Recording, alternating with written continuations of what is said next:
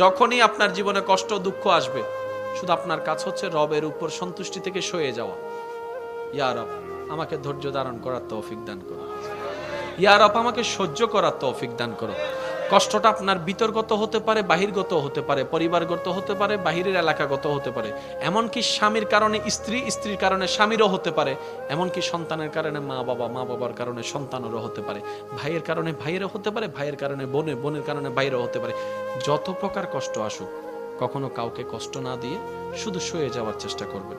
মনে রাখবেন, আজকের আপনার শোয়াটা, ওই যে পানির কথা বললাম একটু আগে, আজকের এই শোয়াটা আপনাকে একদিন পাহাড়ের মতো শক্তিশালী বানিয়ে ফেলবে। এই শক্তিটা, এই পাহাড়টা আপনাকে এমনভাবে এগিয়ে নিয়ে যাবে, কেউ আর আপনার সামনে দাঁড়াতে পারবে না। আর পারবে তো পারবে কিভাবে? ইন্নাল্লাহা মা সাবিরিনের ছায়া যে আপনার উপর থাকবে।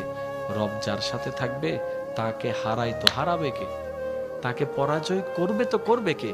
রব বলে, কোন রকম ধৈর্য ধরে ইমানটাকে সাথে নিয়ে আমি রবের রহমতকে সাথী বানাই নাও, তোমার জন্য দুনিয়াটাও জান্নাত হয়ে যাবে, পরকালও আমি জান্নাতের ব্যবস্থা করে দিয়েছি।